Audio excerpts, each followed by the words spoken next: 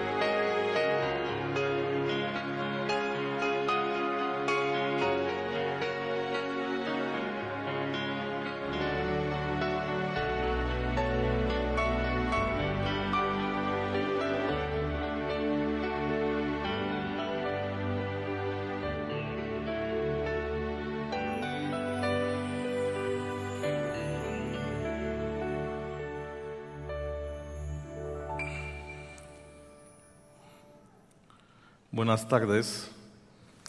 Le confieso que cuando me pidieron este tema, pensé, qué bueno. Me acordé cuando entré en teología, sabía algo, había aprendido en la iglesia algo sobre Dios.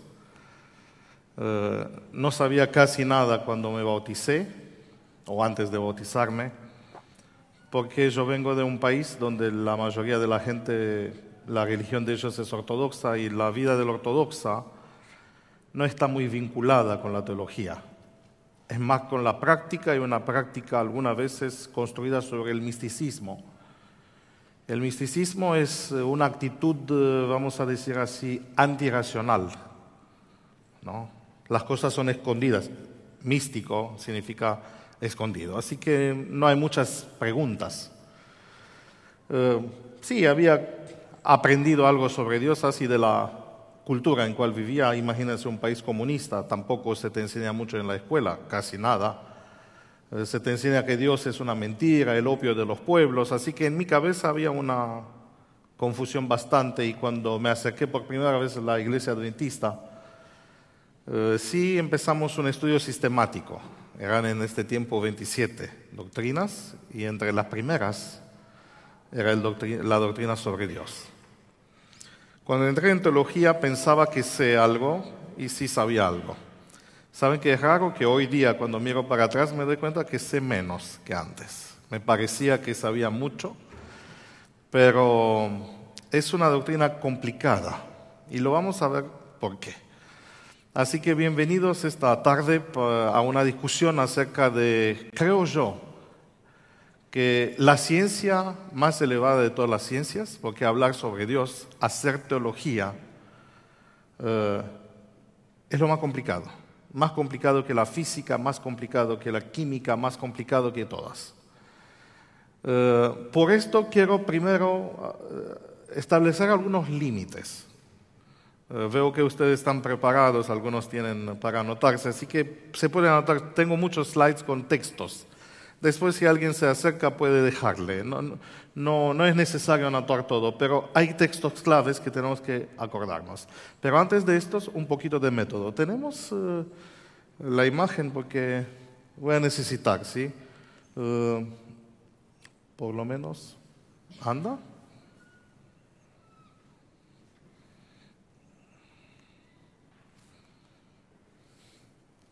Sí, parece que anda. ¿Qué es esto? ¿Me pueden responder? Que alguien levante la mano y me da una respuesta. ¿Es un pájaro? ¿De dónde sabe que no es un pájaro? No tiene alas, ¿no? ¿Pero qué es? Y fíjense, me interesa que ustedes ahora se analizan para ver qué pasa en su cabeza. Como es algo desconocido, no hay especialistas en lagartos acá, porque si hubiera un especialista en lagartos, rápido nos daba el nombre, dónde vive, cómo se llama.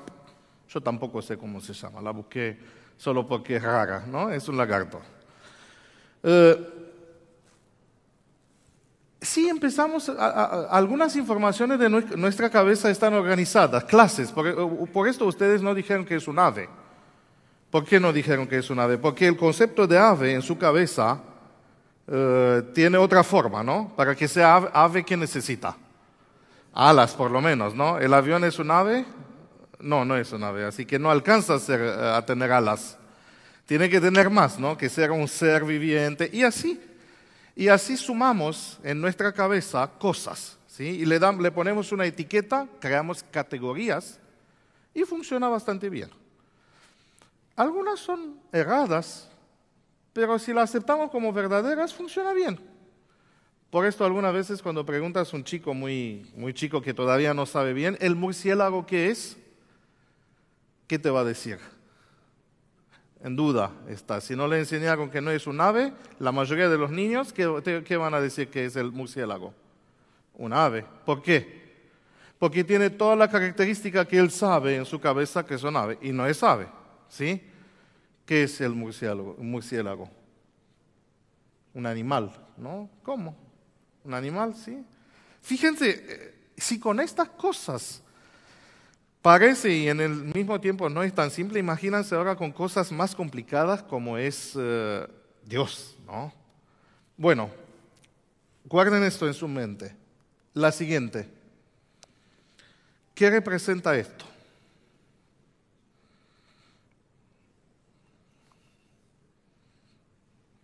¿Alguien se atreve a...?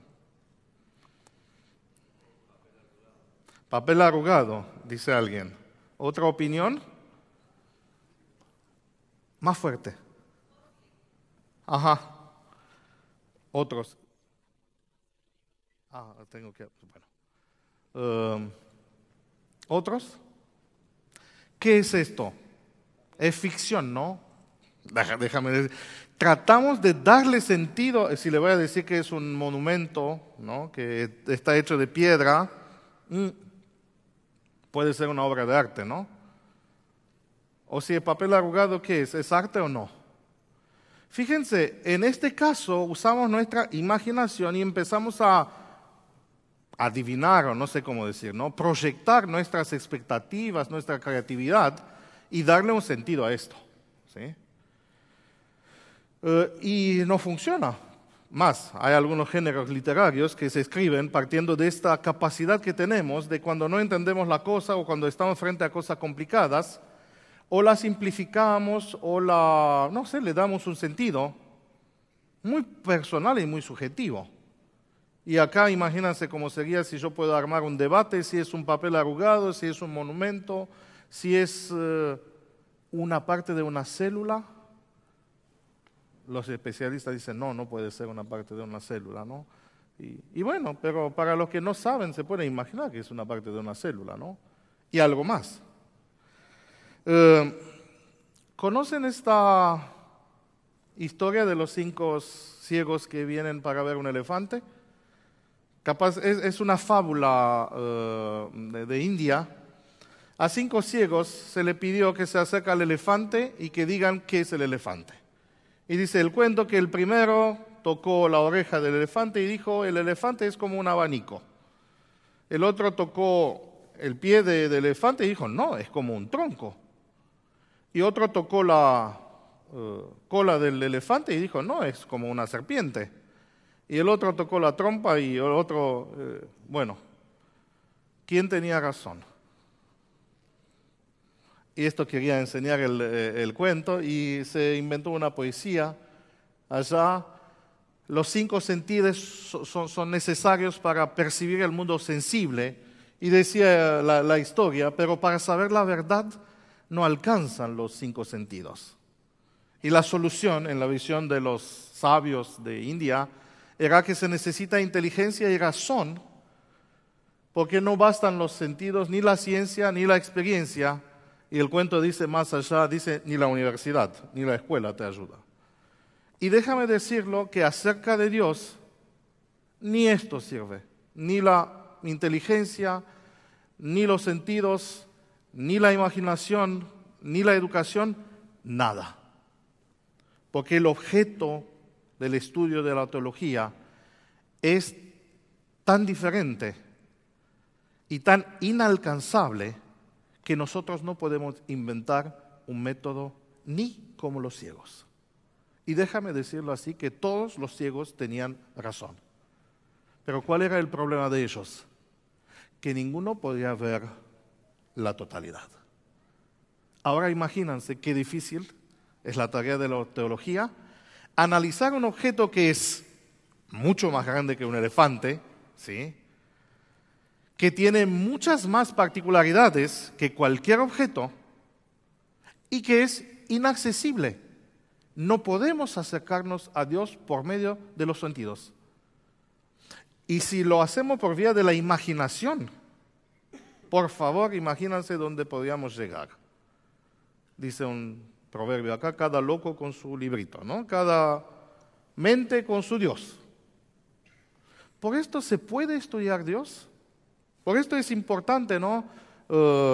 ¿Me pueden dejar? Sí. Es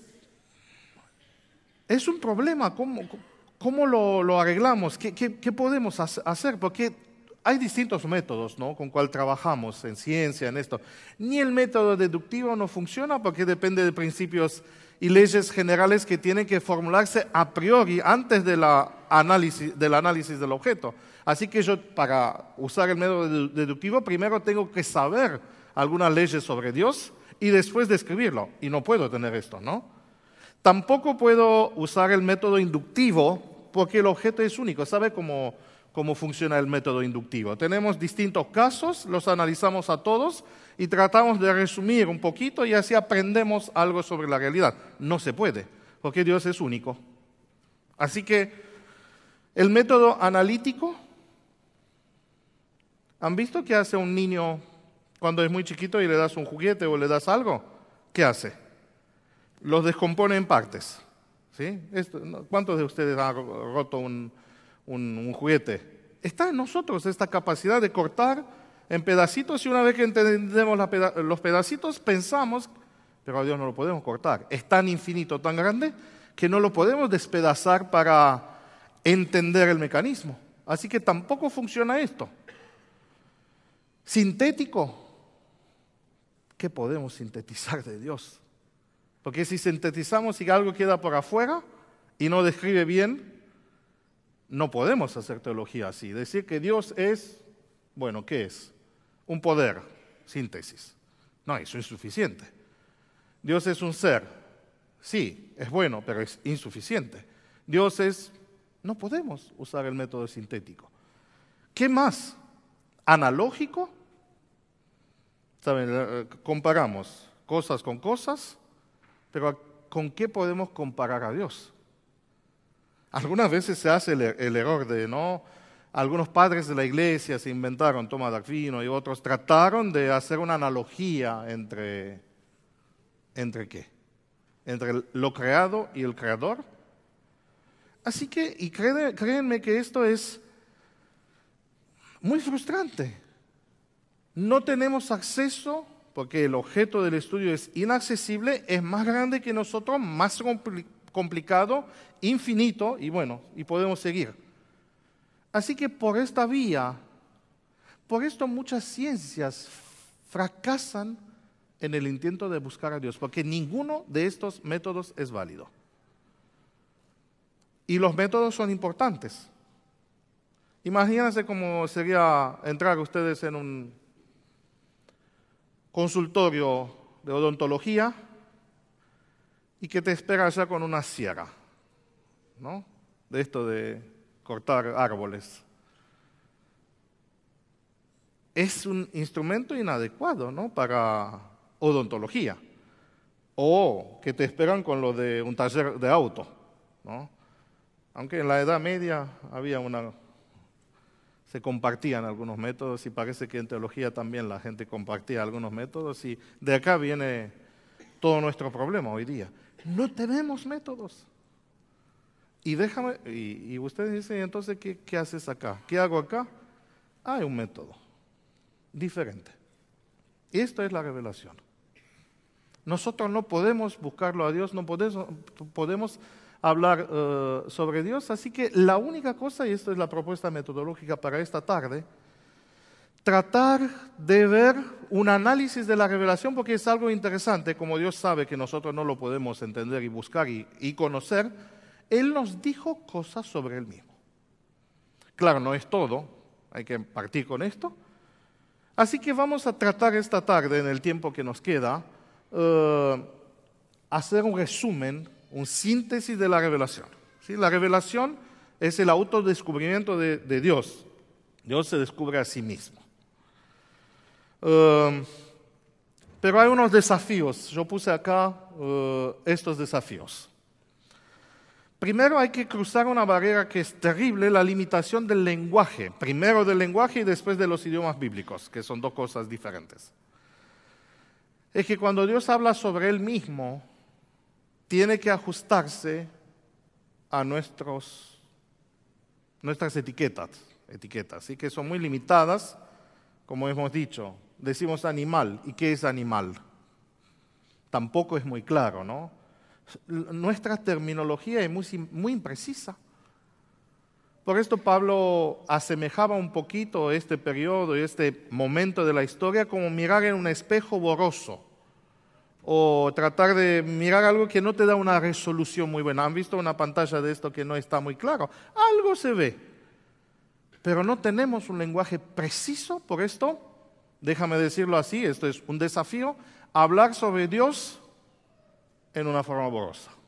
No es nítido, no es claro, es esto. Y Dios se ajustó a esto y nos comunicó bastante. Juan dice que sí vamos a tener una experiencia, un acceso directo cuando Él va a venir y lo vamos a ver así como es. Pero ahora, solo por medio del idioma.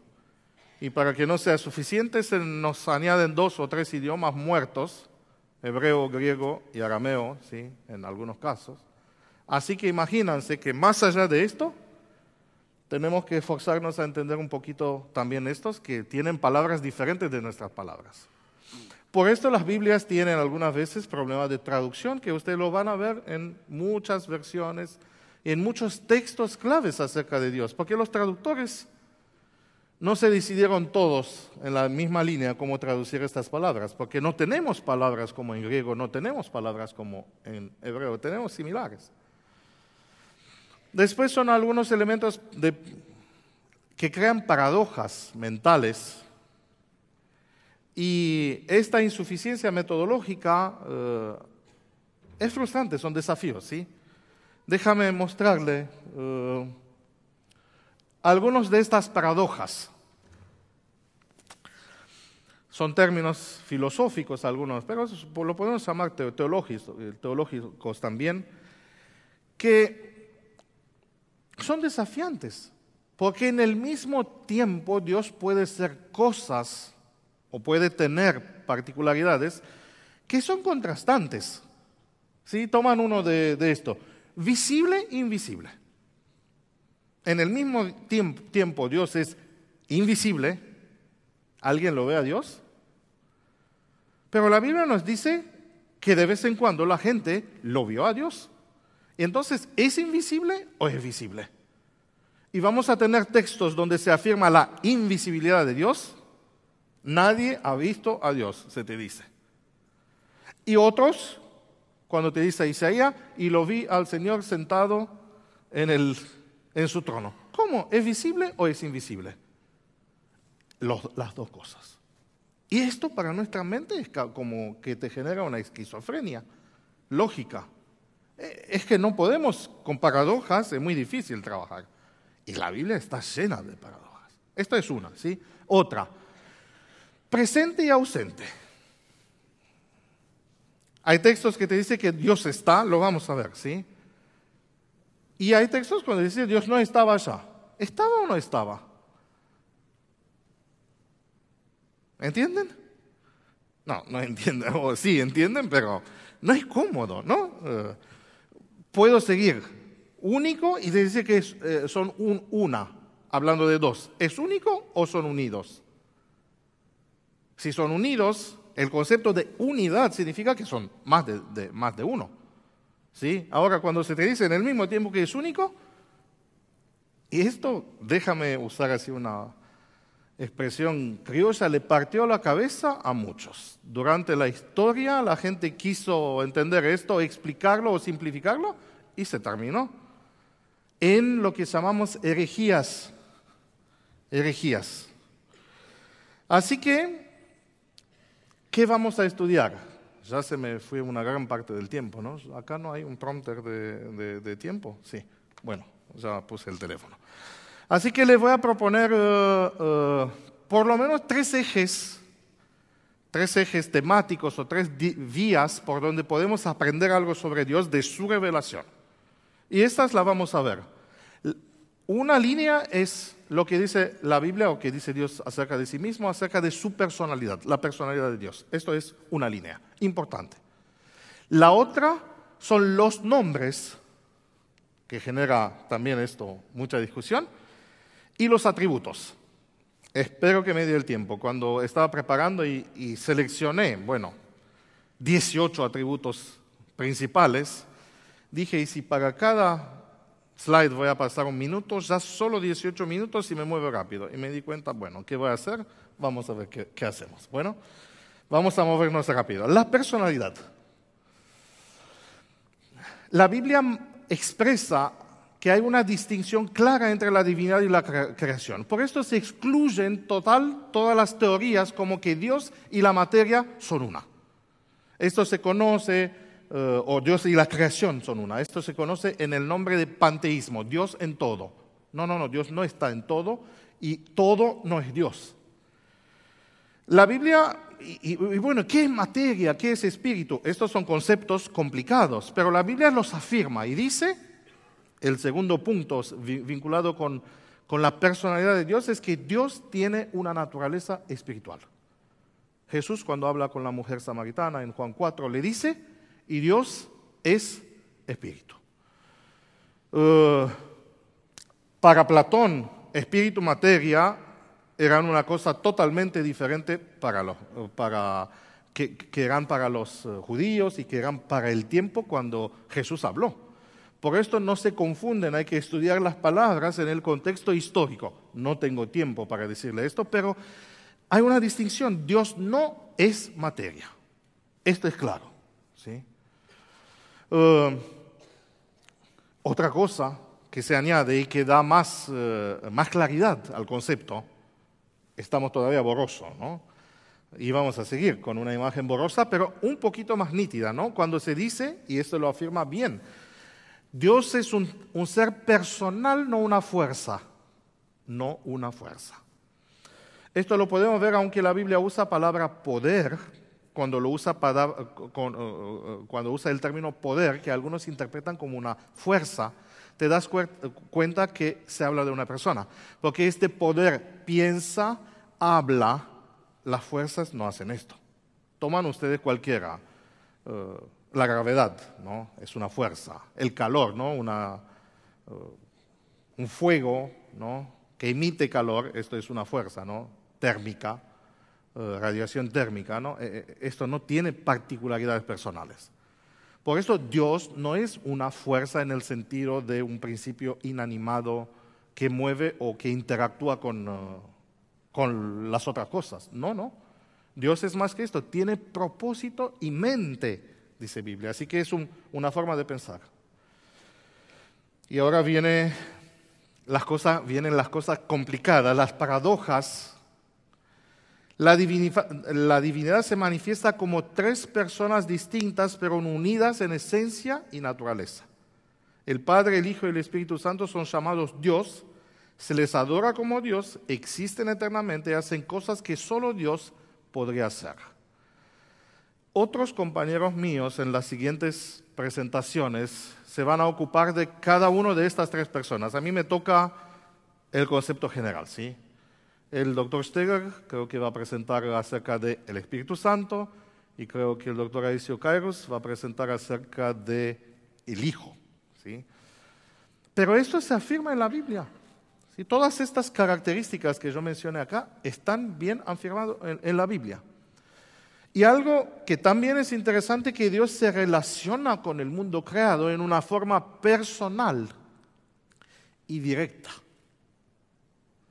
Hay también maneras indirectas en cual Dios entra en contacto con nosotros, pero la Biblia afirma y hay instancias en la historia de la humanidad donde podemos ver a Dios implicándose en manera directa y personal. ¿Quieren un ejemplo? Torre de Babel, momento histórico de rebelión, cuando Dios dice, ¿qué dice? Bajémonos y vamos allá y vamos a confundirle el idioma, la cabeza, ¿no? Y esto hizo. La Biblia dice que Dios vino, miró, actuó personalmente. Y yo sé que ahora ya empiezan las preguntas. Dios vive entonces allá lejos, y ausencia y presencia, ¿sí? Lo vamos a ver, ¿sí? Pero esto es acerca de la personalidad de Dios, ¿sí? Así que son tres, pero un ser. Existen eternamente, hacen cosas que solo Dios puede hacer. Lo vamos a ver cuando estudiamos un poquito los atributos, ¿sí? ¿Me permiten ir? Porque estamos en una corrida. Conceptos cerrados. Acá está Sergio y él le puede dar detalles más. Yo nunca fui bueno en historia a los años y esto, si quieren detalles, pero estas son las principales. Partiendo de la palabra monarqué, tenemos en nuestro idioma de griego, y entró la palabra monarca. ¿Qué entendemos nosotros por monarca? Rey, ¿no? Es un sinónimo, ¿no? Perdió un poquito de los matices que tenía el griego. En griego mono significa uno y arge, gobernante, ¿sí? ¿Qué significa monarca? Entonces, para un griego, uno solo, ¿sí? Mono. ¿Sí? Así que algunos veían que la Biblia sí te presenta tres personas. La Biblia es clara en esto. La gente que no quiere buscar los textos puede confundirse. Es claro en la Biblia que son tres personas, se mencionan diferentes. Pero los que tenían el concepto monarquianista, porque tomaban el texto que decía Dios es uno, y entonces mono, uno, empiezan a confundirse, ¿no? Y dicen, bueno, si son tres, que vemos tres personas, pero la Biblia dice que es una, debe ser modalidades en cual se muestra esta persona. Por esto, uno de estas interpretaciones se llama monarquianismo modalista. Como que algunas veces Dios, que es uno, se muestra como un padre, en otros contextos se muestra como un hijo, en otros contextos se muestran como el Espíritu. Anda bien, ¿no? Hasta que llegas al bautismo de Jesús.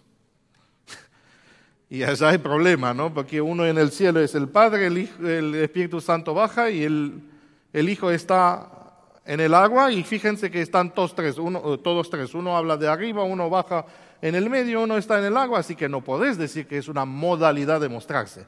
Sería muy fácil resumir esto así, y no es así. Por esto es una herejía. Y bueno, hay distintos. Otros se imaginaron el adopcionismo. Dijo, bueno, Dios estaba solo, es un monarca, uno solo, pero un día se le ocurrió, a algunos se le parece que se le ocurrió dar a luz a un hijo, una emanación. Y yo hago siempre chiste en este contexto, digo, siempre las emanaciones huelen feo. Hay algo que no huele bien cuando hablamos de emanaciones de la divinidad, ¿sí? Por favor. Dijeron otros, no. ¿Sabe qué? Jesús era una persona y lo adoptó. Lo adoptó. Te adopto como hijo, así que ahora Dios es padre y tiene un hijo. Qué fácil de simplificar, ¿no? ¿Y qué haces con los versículos que te dice que desde siempre fue con Dios? En el principio era el verbo y el verbo era con Dios y Dios, ¿sí? El verbo era con Dios. Te complica, no puede, ¿sí? Sabelianismo, otro Sabelio, ¿sí? Son parecidas, pero trataban de resolver algunas cosas. La plenitud de la deidad mora en Cristo. Los términos Padre e Hijo son solamente designaciones diferentes del único Dios, quien por causa de ser el origen de todo es conocido como el Padre, pero referente a su apariencia en medio de la humanidad es conocido como el Hijo. Así que en el cielo es el Padre, en la tierra es el Hijo. ¿Sí? Confusión, no es así. Y bueno, en mis tierras, yo vengo de Rumania, y allá en Rumania hay una región que se llama Transilvania. Allá hasta hoy día existe una religión que se llama unitarianismo. Hay una persona, 1566, algo así, Ferenc David se llamaba. Ellos niegan totalmente la existencia de tres personas y dicen no, en realidad hay un solo Dios y Jesús de los Evangelios era un hombre consciente de ser enviado en el mundo para transmitir su voluntad, pero no divino ni partícipe de la naturaleza de Dios hasta el punto de ser el Mesías que esperaban los judíos. Estos son modos en cual la gente trató de asimilar o explicar estas paradojas del texto, que el texto te dice en el mismo tiempo que Dios es uno, en el mismo tiempo te dice que son tres personas. ¿Y qué podemos hacer? Díganme ustedes. ¿Seguir este camino tratando de armonizar, destruyendo los textos? No, ¿sabe qué tenemos que hacer? Estar maravillados y decir, mira qué cosa. Existe un ser en el universo que en el mismo tiempo es único y en el mismo tiempo son tres personas, ¿no? Esto es un objeto de encanto y le digo que esto, para los ángeles, por ejemplo, genera una arte perpetua. El canto de los ángeles frente a esta característica, a este ser tan complejo, y los ángeles son más inteligentes que nosotros, pero parece que a ellos mismos también les cuesta entender. ¿Saben qué pueden hacer? Lo único que pueden hacer, cantan. Sí, es la forma más linda de expresar sentimientos complejos, ¿no? ¿Y qué dicen de Dios? Santo, santo, santo. ¿Cuántas veces dicen? ¿Por qué? Porque son tres, ¿no? ¿Entienden que son tres? Y no dice, son el Señor. No dicen así los ángeles. ¿Saben cómo dicen los ángeles? Y acá la gramática te duele. Santo, santo, santo es el Señor. Así que son tres con un verbo en singular. Esto es arte, frente a una cosa que no la podemos reducir a explicaciones. Bueno, seguimos. Los nombres. Ya estoy anticipando que no. Tengo unas citas acerca de Ellen White. Por ejemplo, le cito una, ¿no? Por medio de nuestro voto bautismal, reconocemos y confesamos solemnemente que el Señor Jehová es nuestro gobernante, monarca, ¿no? Formulamos virtualmente un juramento solemne en el nombre del Padre y del Hijo y del Espíritu Santo, para que de aquí en adelante nuestras vidas estén fusionadas con la vida de estas tres grandes personas. ¿Entienden? Hay muchas. El doctor Steger tiene un listado de textos acerca de esto, así que si quieren más detalles, acérquese un día y le puede dar muchas. Algunos dicen, no, esto es después que Cristo se encarnó, por esto hay tres, pero no es así. Fíjense, ella dice, siguiendo la divinidad se conmovió por piedad por la humanidad, y el Padre, el Hijo y el Espíritu Santo se dieron a sí mismos a la obra de formar un plan de redención. Y la Biblia nos dice cuándo fue originado este plan. ¿Cuándo? No después de la caída, no se engañen, no es poslapsario esta realidad. ¿Desde cuándo es? Antes de la fundación del mundo. Así que esta realidad triuna, sí, la Biblia no tiene la palabra Trinidad y algunos tienen alergia, pero tiene el concepto, está muy claro. Antes de la fundación del mundo hay tres personas, un Dios. Termino acá con esto. Vamos a pasar a los nombres. Me dijeron que para allá, sí.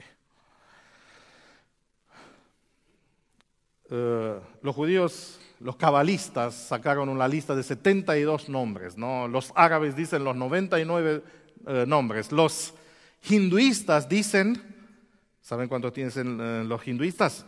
1.000.000 de nombres de Dios. ¿Es tan así? Bueno, podemos pensar que Dios es tan diferente que le podemos dar muchos nombres. Pero ¿sabe qué es interesante? No que nosotros le pongamos nombres a Dios. Es interesante estudiar los nombres con cual Dios mismo se presenta. Se presenta. Y el hecho de que hay muchos nombres no significa que hay muchos dioses. A mí me llaman Laurencio, algunos me ponen una S final, me dicen Laurentius, los compañeros, amigos me dicen Lari, familia me dice Lau. ¿Qué son estos? Soy yo mismo, en formas diferentes, y cada uno de estos nombres encierra en sí un tipo de relación, o por lo menos yo lo percibo. Y también cuando uno lo analiza puede percibir que son grados diferentes. Algunos no me conocen bien, por esto otros me conocen tanto que me pusieron un apodo, ¿sí? Así que otros me acortaron el nombre suficiente, como pasaba con Dios, no tenía que decirle todo. Al decir Yah, hay muchos nombres que se terminaban o empezaban con Yah, que era la forma corta de el nombre que Dios había revelado. Por esto es interesante, no tenemos tiempo para esto, tendríamos que hacer solo una tarde para esto, analizar los nombres de Dios. Pero algo es interesante y yo lo resumí acá en estas 3 frases. Los nombres revelan aspectos vinculados con la naturaleza, la esencia y la personalidad de la divinidad. Al estudiar estos nombres podemos aprender algo acerca de esto. La revelación de los atributos de la divinidad por medio de los nombres debe entenderse en límites del contexto antropomórfico de la revelación. Cuando decimos Padre, cuando decimos Hijo, cuando usamos palabras o cuando Dios usa nuestras palabras, no significa, por ejemplo, dice el anciano de días, ¿sí? Esto es uno de los nombres con cual se presenta. Como Dios envejece, ¿entienden? Pero, ¿qué significa una persona anciana? No solo un viejo, es más que esto. Sabiduría puede ser sabiduría. ¿Y qué más? Experiencia. Y es testigo, ¿no? Él vivió más que nosotros, así que puede testificar algunas cosas, ¿no? Por esto, el que sabe todas las cosas y por esto puede ser juez, es el que vio todas las cosas, que puede testificar. ¿Y quién es el más antiguo de todo el universo? El anciano de días. ¿Entienden? Por esto, contexto antropomórfico. Dios se limita a nuestras expresiones. Ahora, tomarlo literalmente, llegaríamos a que habla cuando la Biblia nos habla de las alas de Dios. ¿Dios tiene alas? Porque dice que nos cubre con sus alas. No, está usando una imagen, ¿no? Y ni se toma Jesús cuando habla de él mismo, no se toma el pájaro más elegante, no el pájaro de paraíso. ¿Qué dice? Como una gallina. Sería terrible poner una equivalencia entre gallina y Dios, ¿no? Son metáforas, ¿sí? Las metáforas dicen poco, pero mucho más de que lo que dicen las palabras. Así deben entenderse también los nombres de Dios. Si no, estamos en confusión. Algunos, tomando el término hijo, dice, bueno, si es hijo, lo nació. Ahora imagínense cómo sería y qué teologías interesantes, ficticias, cómo puede dar luz un padre, ¿no? Por esto algunos llegaron, no, hay que tener también una madre en el cielo, hay una diosa. Y hay teólogos que se inventaron una diosa. Porque si hay padre y hay hijo, se necesita una madre también, ¿no? Y dejemos estos caminos. Son nombres, reflejos borrosos, ¿sí? Borrosos de esta realidad grandísima. Los nombres reflejan roles y acciones en la interacción de la divinidad con la creación. Y esto es importante, roles y funciones. Y esto nos lleva a la siguiente parte. ¿A qué hora empecé yo a presentar? Porque no me falta ¿cuánto? Bueno, está bien. Ahora 18 slides en en 20 minutos. Vamos a hacer un maratón. Los atributos de Dios. Lo pongo así porque capaz, no tengo tiempo para leer todo, pero capaz que si alguien tiene la grabación puede poner una pausa y leerse todo esto, o le podemos mandar o poner en una página de la universidad también el PowerPoint para que alguien pueda leer, ¿no? ¿Qué son los atributos? En realidad el término atributos no es la mejor opción, pero la usamos. Son cosas que describen cómo es Dios, vamos a decir así. La Biblia usa una expresión, ¿no? en griego, tasaretas, que fue traducido en castellano con las virtudes, ¿no? Características. Piénsalo así. Hay algunas características bien definidas que la Biblia afirma, o Dios acerca de sí mismo afirma. Y estos son importantes, ¿sí? El primero, la autoexistencia de Dios. La base de la existencia de Dios está en sí mismo, en su naturaleza. Dios no tiene vida derivada. Dios no depende. Y esto se expresa en el nombre sagrado, la tetragrama, cuando Dios se presenta como el que es. Y los ángeles, viendo esto, se lo complica más porque lo entienden muy, muy amplio, toda esta existencia de Dios y esta naturaleza, y dicen el que era, el que es y el que viene. Vamos a hablar de esto así. Así que Dios no depende de otros. Hay referencias bíblicas, muchas para esto. Por esto Dios es independiente en su pensamiento. Isaías dice, no conozco otra roca. No hay otra. Solo yo soy. No hay otro Dios. Dios no puede compartir esta existencia con otro. Deriva de sí mismo. ¿Sí? Esto es la autoexistencia de Dios, un atributo importante. El otro.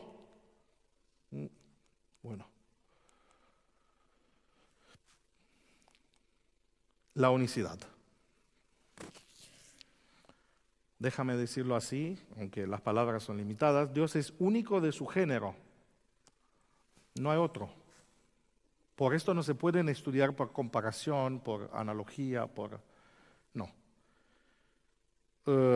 Todas las otras cosas que existen, cosas y seres que existen en el universo, son causadas por Él. Así que Dios es el único de su clase y el único que existe en sí mismo. Estamos sumando atributos. ¿Sí? Deuteronomio 6:4, que es el credo de cualquier israelita, era el credo de cualquier israelita, que se recitaba cubriendo la cara. Shema Israel, escucha, oye Israel, como decía el texto, nuestro Dios, Adonai Eloheinu, Adonai Echad, es uno o único. ¿Sí? Si ustedes buscan en diferentes traducciones van a ver que la palabra Echad, hay la palabra Yahid, hay distintas palabras, pero Dios cuando usa esta palabra la usa por su complejidad, que puede ser en el mismo tiempo uno y único. ¿Sí? Seguimos. La unidad de Dios. Este atributo tiene que ver o transmite la idea. Cuando decimos unidad, no puedes imaginarte una unidad si no hay partes. ¿Sí? Si están unidos, qué bueno y hermoso, decía el Salmo, es que vivan los hermanos, ¿cómo? Juntos en armonía. Así que para que sean juntos, para que sean una, se necesitan más de uno. Y esto es, así describe Biblia la relación que existe entre los seres, entre las personas de la divinidad. Es interesante que la misma expresión se usa en Génesis acerca de las parejas o la familia, ¿no? En la visión de Dios se unirá el hombre con su mujer y ¿saben qué dice el texto? Y serán una. No dejan de ser separados, ¿sí? No dejan de perder su identidad.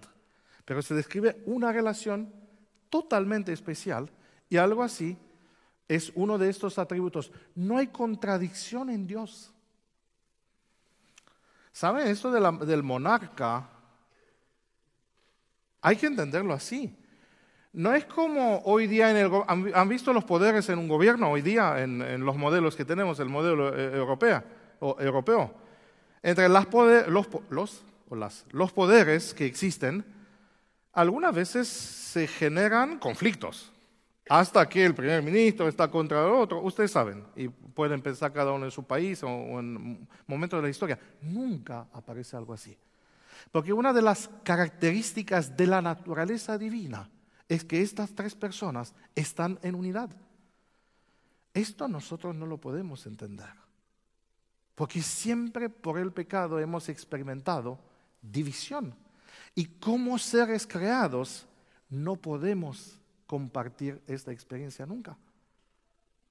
Solo por esto, solo el amor es un reflejo, adentro del matrimonio, es un reflejo de este vínculo especial. Pero hoy día ustedes saben que es muy difícil obtener esto, ¿no? Hasta el matrimonio hoy día es insuficiente para entender esto.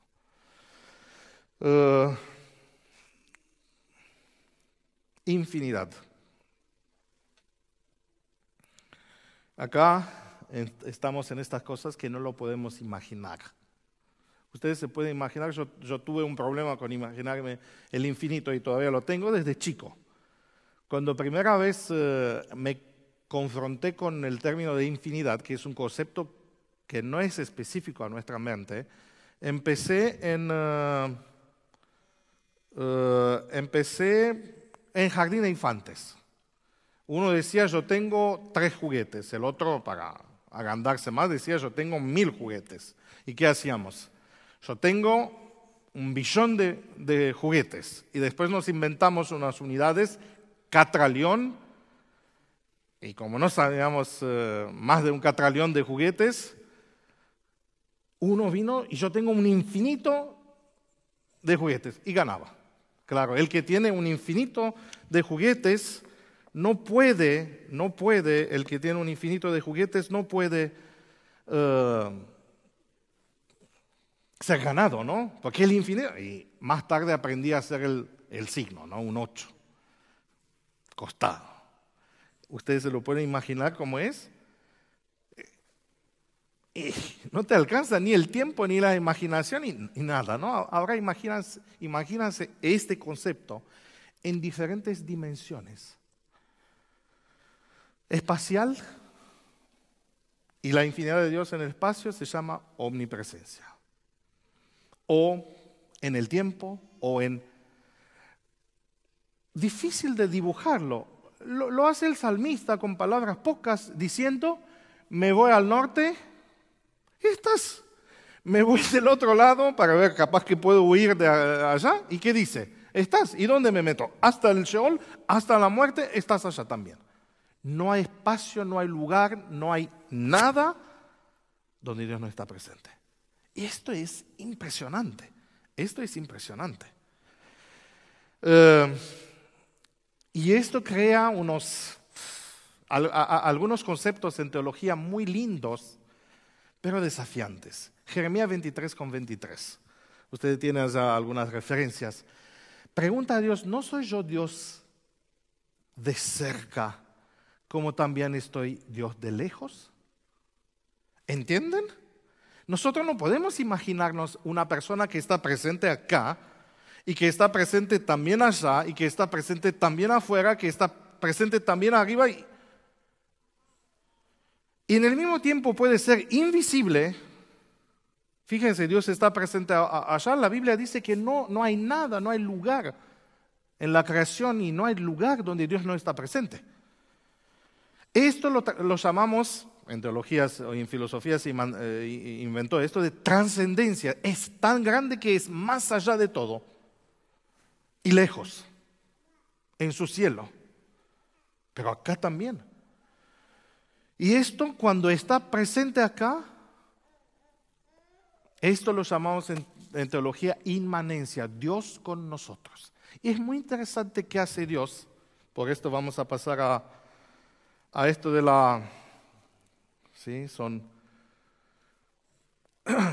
Que esta omnipresencia Dios la muestra en diferentes formas. Para entender esto, tengo todavía 15 minutos, vamos a pensar un poquito en la experiencia de Moisés. ¿Se acuerdan la experiencia de Moisés? La Biblia dice, un día, pasó con su rebaño y llegó a la montaña de Dios. Le pregunto, ¿un día antes Dios estaba presente allá? Sí, todos los días Dios estaba presente y es presente. No hay tiempo y no hay lugar donde Dios no es presente. ¿Lo veía? No. Por esto era presente, invisible, por lo tanto para Moisés y los que no pueden ver esta realidad de Dios, era ausente. Hoy día, aunque Dios existe, hay personas que dicen no hay Dios. ¿Por qué? Porque no pueden penetrar esta realidad. Esto es más allá de nosotros. Si Dios estaría solo en esta dimensión de la omnipresencia invisible, nunca lo podríamos conocer. Pero Dios hace algo que es impresionante. Se limita en tiempo y espacio y se hace visible.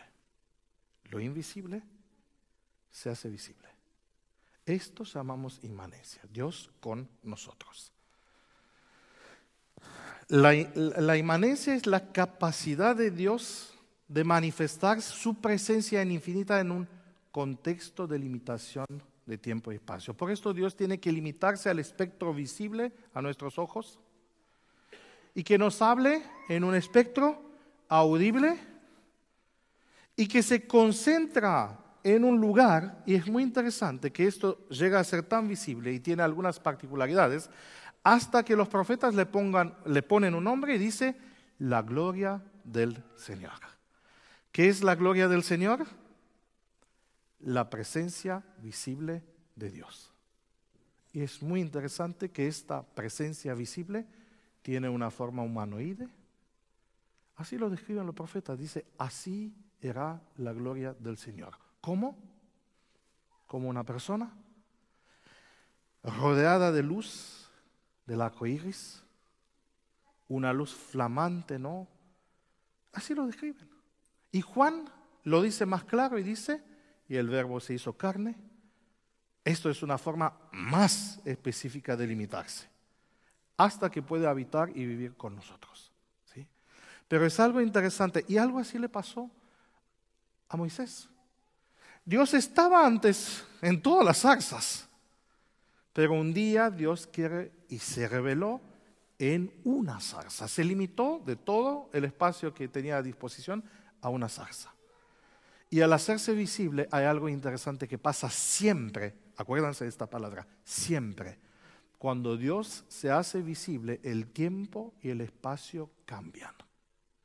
Es algo impresionante que comparten los atributos de Dios.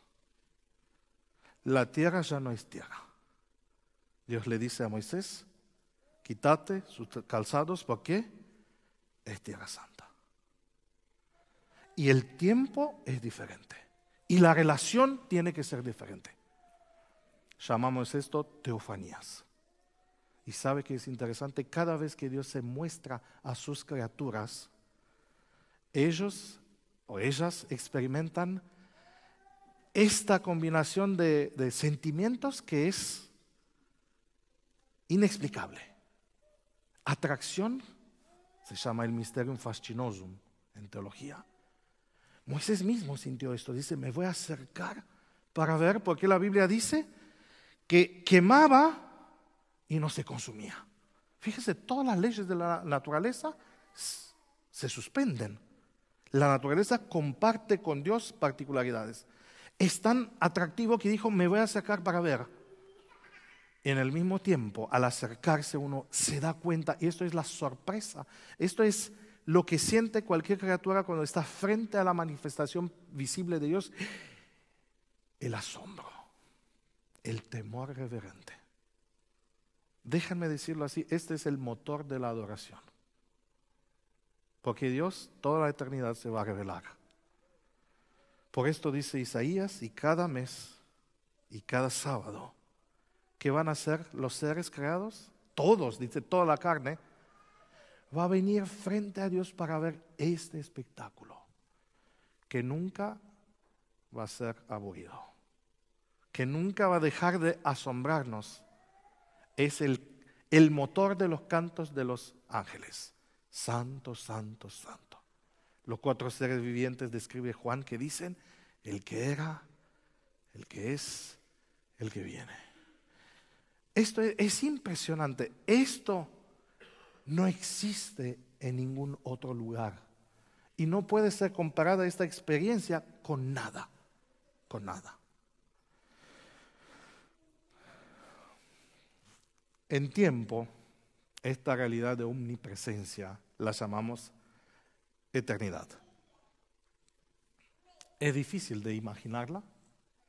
¿No? Sin principio. Y cuando la Biblia dice en el principio, habla de nuestro principio, no de Él, ¿no? Por esto Dios está antes de todo. Y el Verbo está antes de todo. Todos 3 están antes de todos. Así que no está sujeto al tiempo. Para Dios no hay pasado, presente o futuro como para nosotros, sino todos los acontecimientos y cosas están delante de Él con la misma realidad. Por esto cuando Dios anuncia cosas acerca del futuro, no lo hace porque es un buen matemático que sabe calcular probabilidades y te dice capaz que de las miles de versiones posibles de elecciones, esta será la posible. No es así. Dios no adivina el futuro. Decía Einstein, Dios no juega dados. Dios vive una experiencia que no la entendemos. Y se enojaban algunos compañeros de Einstein cuando él decía esto. Es que Dios controla todo y está tan presente en todo. Y el concepto del tiempo, saben ustedes que es muy complejo. Está más allá, no más allá del tiempo, porque esto puede crear una terminología que es arriesgosa, decir Dios es atemporal. No es que Dios es atemporal. Él vive en el tiempo, pero en una experiencia tan diferente que Pedro puede decir que para Dios 1000 años son como un día y un día como 1000 años. Relatividad, podemos hablar de esto, que nadie la puede vivir. Nosotros, todos los otros, somos atados, somos limitados en espacio y tiempo. Él no. 7 minutos. Esto es importante también, la inmutabilidad o inmovabilidad. ¿Cuál es el inmutabilidad? Dios no cambia. Dios no crece ni disminuye ni cambia. Su conocimiento, sus planes, sus principios morales siguen siendo los mismos. Como ser absolutamente perfecto, la posibilidad de un cambio queda totalmente excluido. Y me gusta como dice Santiago, el Padre de las luces, en cual, como dice él, no hay mudanza y dice ni sombra. Y describía esto que pasaba con los planetas cuando se movían y cambiaban, ni sombra de variación. El lenguaje de la sorpresa, el lenguaje de Dios que se arrepienta, transmiten otros atributos. A Dios nada lo sorprende y Dios no cambia. La naturaleza divina es la misma todo, y eso nos da certeza y seguridad. Imagínense qué terrible sería no saber qué va a pasar en el futuro. ¿Saben? Todas las cosas cambian. O según la segunda ley de la dinámica, ¿no? La ley de la entropía, que dice que las cosas se destruyen, o la otra que es la ley de la vida, ¿no? Que la vida se multiplica, pero estos cambios nunca te pueden dar una certeza. Por esto algunos sistemas evolucionistas son muy frustrantes, porque si preguntas a un evolucionista qué va a pasar en 10.000 años, cómo va a ser la humanidad en 10.000 años, no sabe responderte. Porque no sabemos si no va a caer todo el pelo, si no nos van a caer todos los dientes, la nariz se va a caer porque si no la usamos, si vamos a chupar comida o pastillitas, la boca se va a hacer muy chiquitita, capaz que la cabeza. Esto es las cosas que siempre cambian y nunca sabes. Y nadie te puede decir, si piensa así, qué va a pasar en 10.000 años. Pero sabe que yo como cristiano le puedo decir que en 10.000 años, Dios ni sombra de mudanza, ni sombra de cambio. Por esto, puedes tener confianza. Y de acá derivan otros atributos, ¿sí? Vamos, rápido. Omnisciencia, esto creo que es tan conocido que no voy a enfatizarlo. Dios sabe todo. Omnipotencia, un poquito acerca de omnipotencia. Me gusta Lutero, ¿no? Saben que siempre había algunos alumnos. Un día lo preguntó a Lutero, ¿qué hacía Dios antes de crear el mundo? Y Lutero dice la historia que no le respondió. Le dijo otras preguntas y otro preguntó, ¿puede Dios hacer una piedra tan grande que no la puede levantar? Y si uno responde, ¿cómo responde? Es una trampa lógica, porque si Dios puede crear una piedra que no la puede levantar, entonces no es omnipotente, ¿no? Porque si no puede levantar. Y si dices no, entonces de nuevo Dios no es omnipotente, ¿no? Y se dice que Lutero de repente dijo, sí, te puedo responder a la otra pregunta. ¿Qué hacía Dios antes de la creación? Dice, pelaba, ¿cómo se llaman estas? Ramitas, ¿no? de árboles, dice, pelaba algunas ramitas de árboles. Y dice, ¿para qué? Para pegar a los que hacen preguntas tontas. ¿Sí? Es que podemos fíjense, acá hay algo que yo puse. El poder de Dios no está limitado a ningún cambio. No está limitado de ningún modo. Dios potencialmente puede hacer todo lo que quiera y por lo tanto hace todo lo que se ha propuesto hacer. La idea de omnipotencia de Dios se expresa en el nombre El Shaddai, el Todopoderoso. Pero las exigencias de la naturaleza divina impiden que Dios haga todo lo que se puede hacer, porque estaría en contradicción con sus propios atributos. Dios no puede mentir, Dios no puede engañar, Dios no puede odiar en el sentido, hay una ira de Dios, pero no odiar en el sentido cuando la esencia de su naturaleza es el amor, ¿sí? Hay unas exigencias. Dios no es cínico, Dios no es cruel. Las exigencias de su carácter impiden, por esto puede hacer todo, pero no hace todo. Como decía el salmista, nuestro Dios está en los cielos y todo cuanto quiere puede hacer. Pero Dios no quiere todo. Porque si querría todo, entraría en conflicto con sí mismo y nunca pasa esto.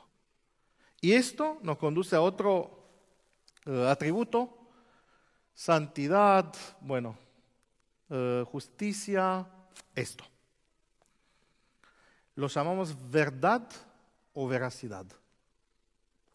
Que todo lo que dice Dios es así. ¿Se acuerdan nuestro problema de metodología? Cuando nosotros describimos la realidad, cuando los ciegos describieron el elefante,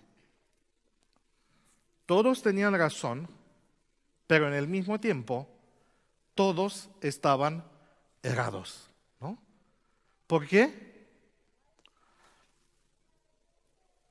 Dios no es así.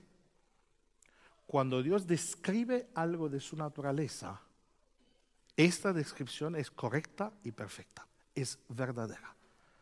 Y esto nos pone en una relación con la palabra muy interesante. Tenemos que tener confianza porque Dios no miente.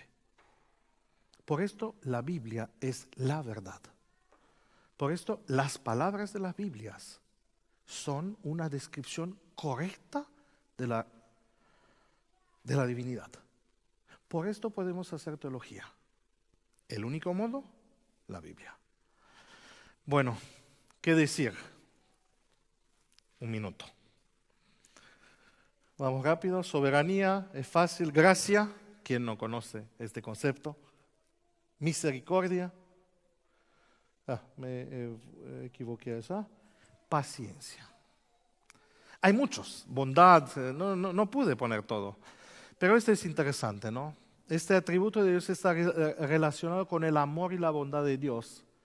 Dios no castiga nuestros pecados inmediatamente, sino que posterga el tiempo del juicio, el momento del juicio, para que sus otras acciones pueden operar en la gente que se deja influenciada por Dios. Y esta capacidad de Dios nos muestra una que es capaz que la dimensión más profunda o más compleja de Dios, que es la última que yo puse en esto, el amor. Por esto decía que los atributos es un término que no es el mejor. Porque no podemos separar a Dios y su esencia de sus atributos. Por esto la Biblia es muy interesante, que no te dice que Dios tiene amor. ¿Sí? Esto sería un atributo. Dios tiene sabiduría. Dios tiene... No, la Biblia no usa así. ¿Sabe cómo dice la Biblia? Dios es santo. Dios es bueno. Dios es misericordioso. Y Juan, acerca de este otro atributo, que Ellen White dice que va a ser el estudio de toda la eternidad, nos dice, Dios es amor. ¿Borroso? Sí. Pero cada día más claro cuando nos acercamos más a Él. Ojalá que podamos estar cada vez más cerca. Y cuando hacemos esto, Pablo dice que pasa algo con nosotros. Que estos atributos se transfieren a nosotros. Y así como Moisés, al estar cerca de Dios, cambió su naturaleza y se volvió resplandeciente. Así podemos hacer nosotros. Al mirar a Jesús, dice Pablo, somos transformados de gracia a gracia y somos hechos semejante a Él. Una experiencia que nunca termina,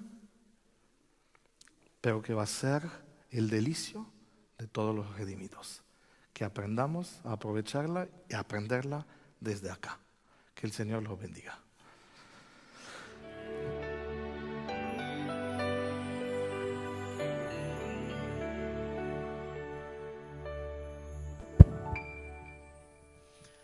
Bueno, agradecemos al pastor por haber compartido con nosotros este tema tan fascinante como es ese.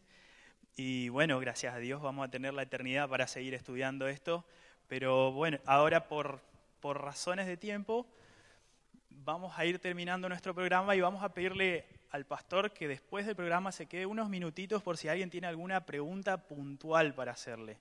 ¿Sí? Y si no tienen una pregunta puntual, cuando entraron se les dio un papelito y un lapicito, así que sería bueno, si tienen alguna pregunta, la pueden ir dejando a los chicos que van a estar a la salida y después vemos la forma de hacerle llegar la respuesta. Así que agradecemos al pastor y para terminar vamos a hacer una oración. Padre nuestro que estás en el cielo, te damos gracias, Señor, por todas las cosas que nos das. Te damos gracias, Señor, porque en tu inmensa misericordia te revelás a nosotros. Te damos gracias, Señor, por todo ese amor, toda esa paciencia que nos demostrás a cada momento. Y gracias, Señor, por este día sábado y por este culto que pudimos tener. Te pedimos, Señor, que nos acompañes durante esta semana, que estés con nosotros, nos cuides y nos ayudes a caminar con vos cada día. Gracias, Señor, por todo. En el nombre de Jesús. Amén. Bueno, están todos invitados a seguir compartiendo con nosotros estos temas que vamos a tener todos los sábados a las 5 de la tarde.